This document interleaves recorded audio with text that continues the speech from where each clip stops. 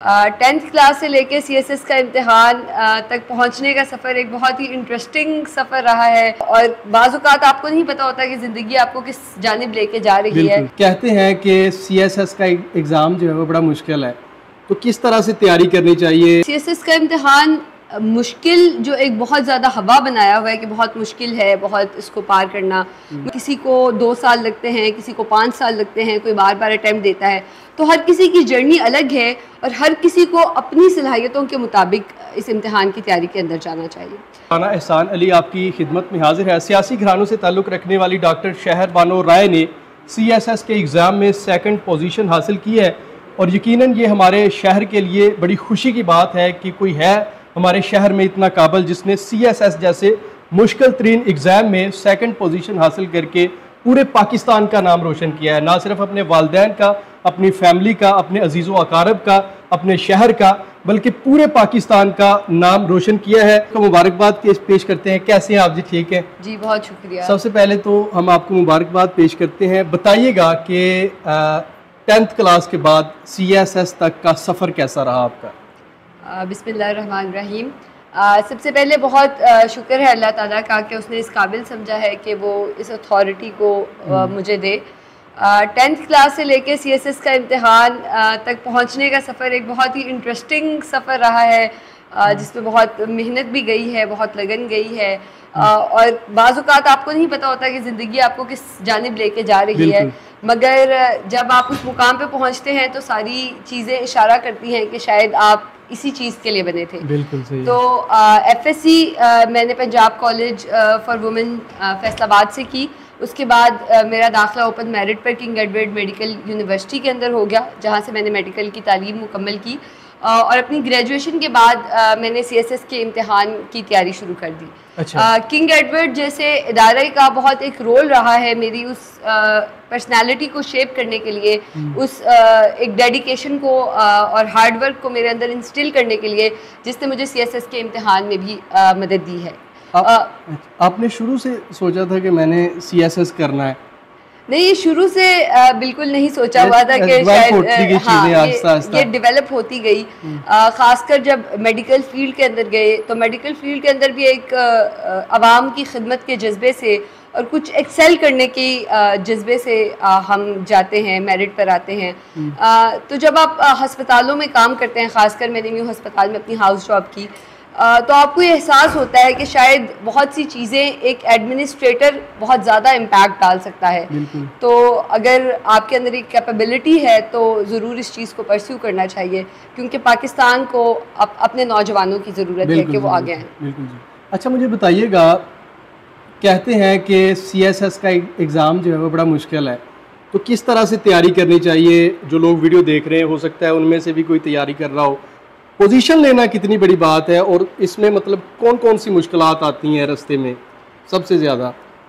अच्छा, ये एक CSS का इम्तिहान मुश्किल जो एक बहुत ज़्यादा हवा बनाया हुआ है कि बहुत मुश्किल है, बहुत इसको पार करना। मुझे लगता है इसमें बहुत ज़्यादा किरदार उन अकेडमीज़ का भी है जो एक फियर को सेल करके अपनी दुकानदारी को चमकाना चाहते हैं। CSS का इम्तिहान मेरे नज़दीक एक बहुत ही बैलेंस्ड इम्तिहान है, क्योंकि इसके अंदर मुख्तलिफ सलाहियतों को असेस किया जा रहा होता है। आपकी इंग्लिश से लेकर आपकी रीजनल लैंग्वेजेस, पंजाबी हमारा ऑप्शनल सब्जेक्ट है, आपकी राइटिंग स्पीड, आपके एनालिटिकल स्किल्स और फिर इंटरव्यू के अंदर आपकी बातचीत का तरीका, बहुत ज़्यादा चीज़ों को असेस किया जा रहा है। तो और इसमें यह भी नहीं होता कि किसी एक इदारे के बच्चों को या एक ख़ास बैकग्राउंड के बच्चों को एज हासिल हो, क्योंकि मुख्तलिफ़ किस्म की सलाहियतों को असेस किया जा रहा होता है और हर किसी की पर्सनल सलाहियतों को आगे आने का मौका मिलता है इसमें। दूसरा, मैं यही कहूँगी कि CSS की तैयारी के लिए हर किसी की जर्नी अलग है। हर किसी का किसी को 2 साल लगते हैं, किसी को 5 साल लगते हैं, कोई बार बार अटैम्प्ट देता है। तो हर किसी की जर्नी अलग है और हर किसी को अपनी सलाहियतों के मुताबिक इस इम्तिहान की तैयारी के अंदर जाना चाहिए। और जहाँ तक पोजीशन का ताल्लुक़ है, तो ये तमाम जो मेहनत की थी वो किसी पोजीशन के हसूल के लिए नहीं की थी, बल्कि ये तो अल्लाह ताला की करम नवाजी है। बस अपनी तरफ से पूरी मेहनत करनी चाहिए इंसान को। आगे जो भी नवाजिश होती है वो खुदा था, बिल्कुल खुदा की तरफ से होती है। जो स्टूडेंट्स हैं CSS के, ज़्यादातर उनका फोकस होता है कि हम किसी न किसी तरह इस इम्तिहान को सिर्फ पास कर लें। जी। लेकिन आपने सोचा था कि मैं पोजीशन हासिल करूंगी, इसमें पास नहीं करना, पोजीशन हासिल करनी है सीएसएस में। जैसे कि मैंने आपको पहले बताया कि गोल ये नहीं था कि पोजीशन हासिल करनी है। अच्छा। गोल ये था कि अपनी बेहतरीन सलाहियत और अपनी जितनी मेहनत मैं कर सकती हूँ उतनी मेहनत करूँ।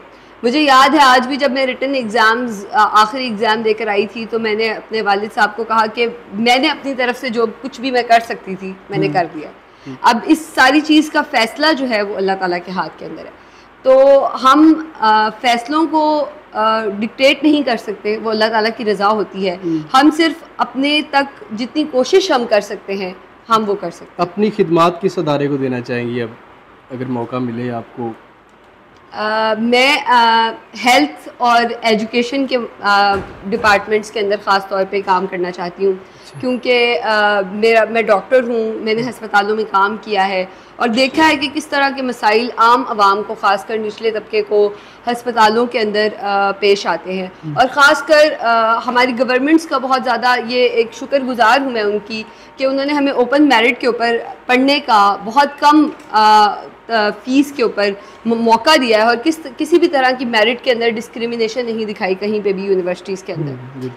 तो ऐसे इदारे और मज़ीद बनने चाहिए जो कि अवाम के जो यूथ है उसके टैलेंट को कैप्चर कर सके। क्योंकि इस वक्त जो पाकिस्तान की यूथ है वो एक बहुत ही डिसइल्यूजन्ड स्टेट के अंदर है अपनी मुल्क के हवाले से।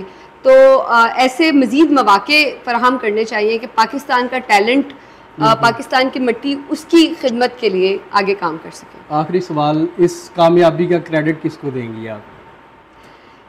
सबसे पहले शुक्र अल्लाह ताला का बहुत ज़्यादा, उसकी करम नवाजिश है, मेरे वालिदैन का, तमाम असातिज़ा का, ख़ासकर मेरे तमाम यूनिवर्सिटी के साथियों का, दोस्तों का, जिन्होंने हमेशा एक कॉन्फिडेंस शो किया, इंस्टिल कराया, ये बात बावर कराई कि कुछ बड़ा करना है, कुछ आगे बढ़ना है, हर मौके पर साथ दिया। मेरे वालिद साहब का, जो कि शुरू से मुझे ऐसी पॉलिटिकल डिस्कशंस के अंदर इन्वॉल्व करते थे, मुल्की हालात के बारे में हम काफ़ी देर बैठकर बातें करते रहते थे।